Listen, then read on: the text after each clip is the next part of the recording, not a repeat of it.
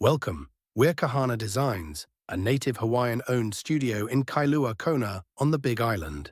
In this video, we'll explore the traditional arts and crafts of Hawaii: barkcloth, weaving, wood, feathers, stone, and more. Each one carries deep meaning and centuries of skill. Let's look at 12 living traditions and what they tell us about the islands. First, Kapa, Hawaiian barkcloth.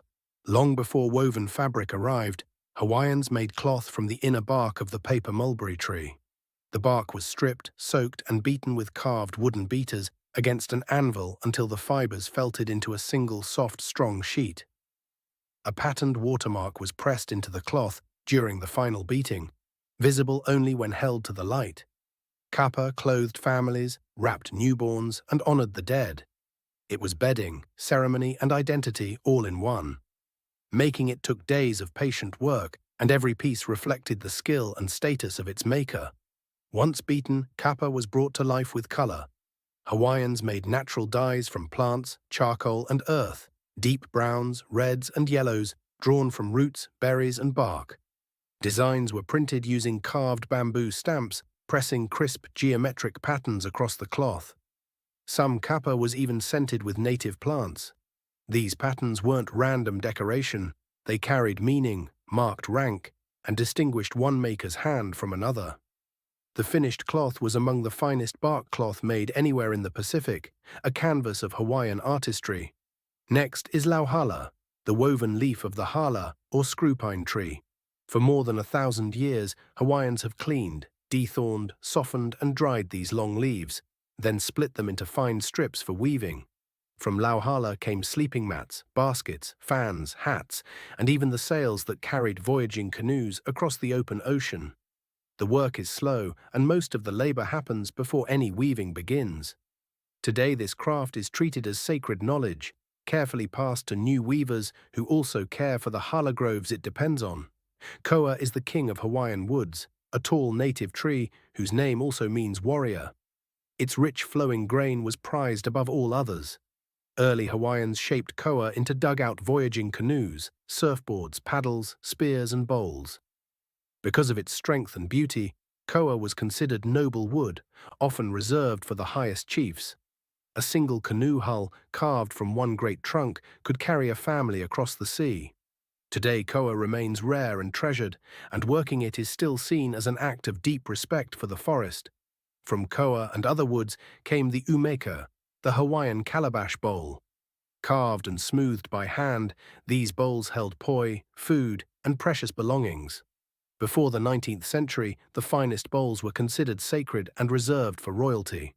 A well-made calabash could take enormous skill to hollow evenly and polish to a warm glow. More than a container, the calabash became a symbol of gathering and sharing, the idea that everyone around the bowl is family. It remains one of the most cherished forms of Hawaiian woodcraft. Perhaps the most dazzling Hawaiian art is featherwork, the feather capes and helmets of the chiefs. Craftsmen tied tiny feathers, one by one, onto a fine netting to create brilliant cloaks of red and gold.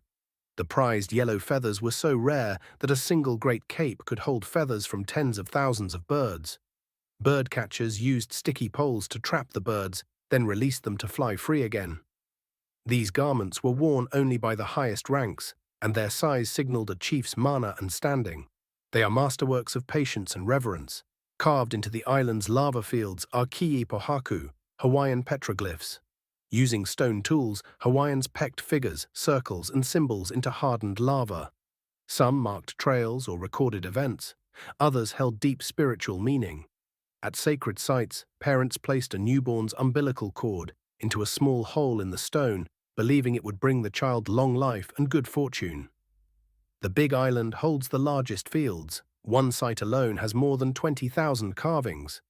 These stone images are among the oldest records of Hawaiian life, written directly onto the land. The lei is Hawaii's best-known art of the hands. Far more than a flower garland, a lei is a gift of aloha, of love, respect, and honor. Traditional lei are made in several ways: stringing blossoms onto a strand, braiding flowers into a base, or winding materials tightly around a core. Makers use flowers, leaves, seeds, shells, and feathers, and each choice can carry a message. To give a lei is to share affection. To wear one is to be valued. Making a beautiful lei is a quiet art of care and intention. One of the most striking pieces of Hawaiian jewelry is the lei Niho Palaoa, a royal pendant. A hook-shaped ornament, traditionally carved from a whale's tooth, was suspended from many strands of finely braided human hair. Worn by chiefs of both genders, it marked noble rank and a family's sacred descent. The curved form is instantly recognizable and still inspires Hawaiian jewelry today. It reminds us that adornment in old Hawaii was never only decoration, it was genealogy, status, and spirit worn close to the heart. When Western cloth and sewing arrived in the 1820s, Hawaiian women created something entirely their own, the Hawaiian quilt. Rather than piecing many scraps together, they folded a single sheet of fabric and cut one flowing, symmetrical design, like a paper snowflake, then stitched it onto a plain background. Patterns drew from nature: breadfruit for growth and prosperity, pineapple for welcome, taro for strength. Each quilt was personal, and its design often belonged to its maker. The Hawaiian quilt grew directly from the older tradition of barkcloth bedding, reborn in thread. Hula, the storytelling dance of Hawaii, has its own crafted instruments. The ipu, a drum made from one or two joined gourds, keeps the beat under the chant. The pahu, a tall drum carved from a coconut palm trunk and topped with sharkskin, was sacred and used in temple hula. Dancers also use feathered gourd rattles, smooth stone castanets, and split bamboo. Each instrument is carefully made by hand, and each shapes the rhythm and mood of the dance. To craft them is to help carry the voice of the hula. These traditions are not relics, they are alive. Across the islands, weavers, carvers, quilters, and lei makers still practice and teach these arts, keeping ancestral knowledge in living hands.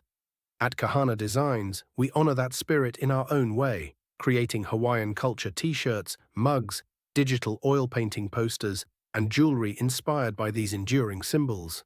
We believe in representing the culture accurately and with respect.